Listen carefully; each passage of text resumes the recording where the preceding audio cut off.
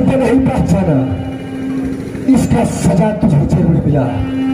आज तुझे मैं वैसे महता वापस नहीं ले जाऊंगा बेहुदा। मारकर इसी गड्ढा में मैं फेंक दिया तो मेरा नाम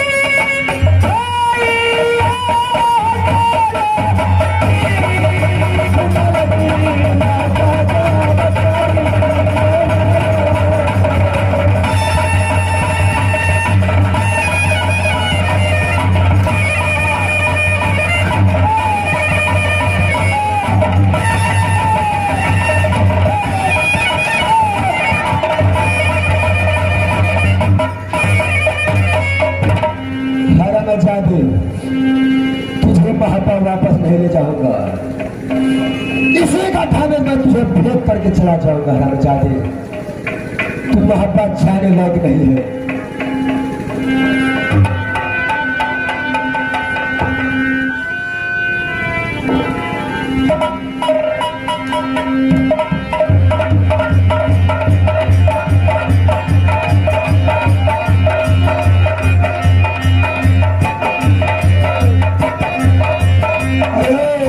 कमिटी साहब, अरे चाय कनी भेजवा दियो ना यो।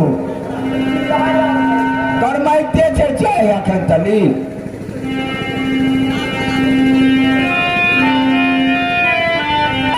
खोल लिया। हाँ परमात्मा जी। संयुक्त दोनों मिलकर बगीचे में गए खेल करने के लिए, लेकिन अभी तक वापस नहीं आए परमात्मा जी।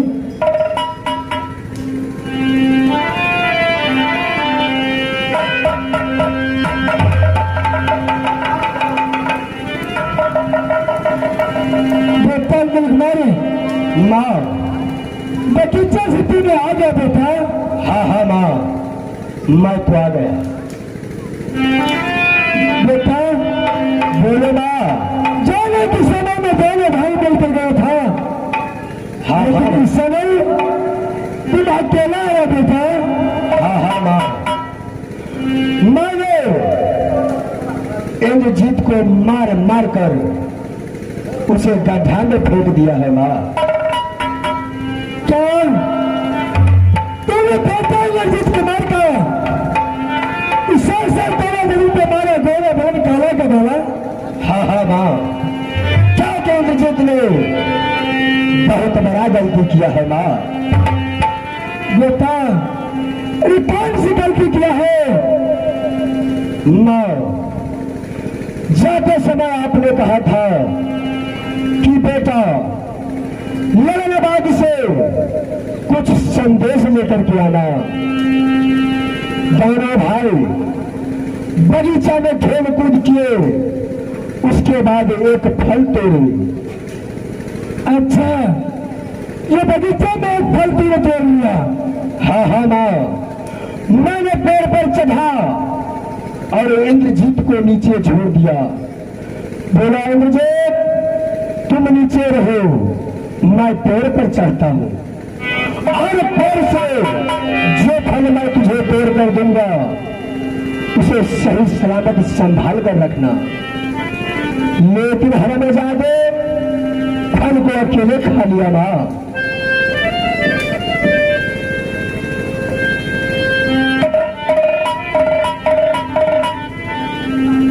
बेटा ये बेटा इंद्रजीत ने फल खा लिया तो क्या होगा बेटा?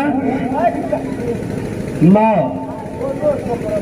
आप ही ने तो कहा था कि कुछ संदेश लेकर के आना, इसलिए भाई इंद्रजीत से बोला था कि भाई फल को संभाल कर रखना और घर ले जा करके माँ को पास हवाले करेंगे और सब मिल करके खाएंगे फल को। लेकिन इंद्रजीत ने ऐसा नहीं किया, अकेले फल खा लिया माँ।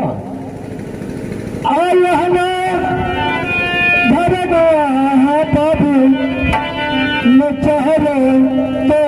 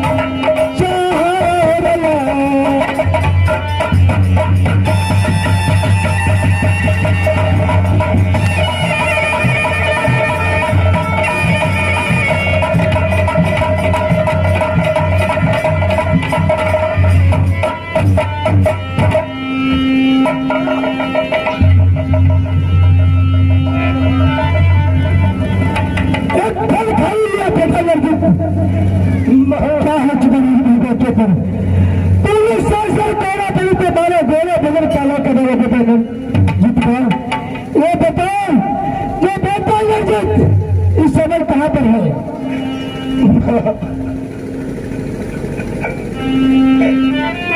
मैंने उसके मार गड्ढा में फेंक दिया है। इंदल कुमार तुम यहां से जाओ और बेटा ललित का उठाकर गवाज भेटा ले आओ। ठीक है ना?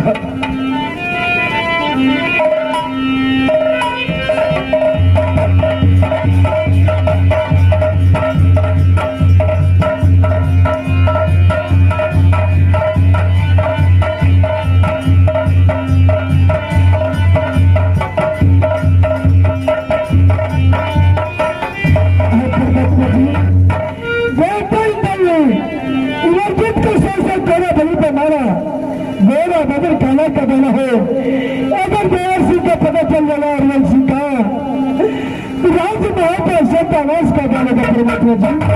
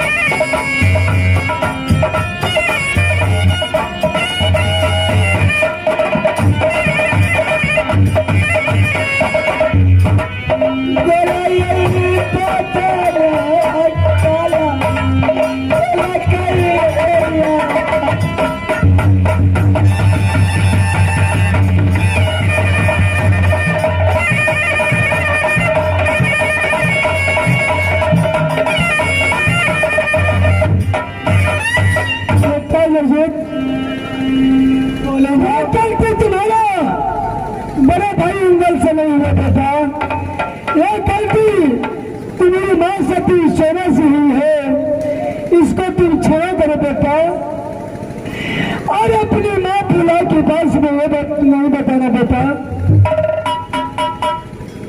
ठीक है ना?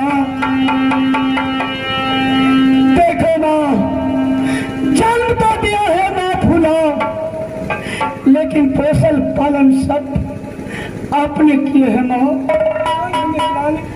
मैं कभी नहीं माँ से बताऊंगा। हाँ बेटा, ये बात तो अपनी माता के पास में नहीं बताना बेटा। नहीं बताऊंगा माँ। आया कबे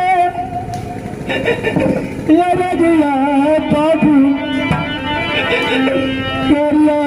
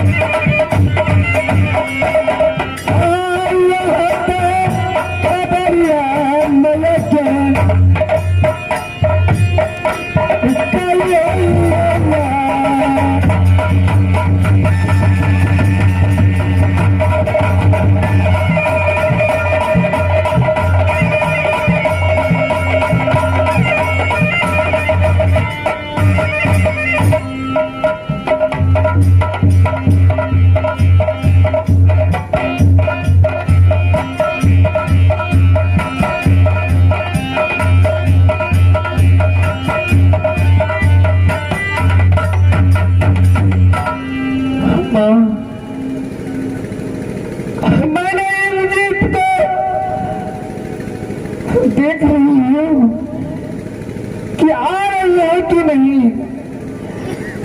तो मैं दीदी सोना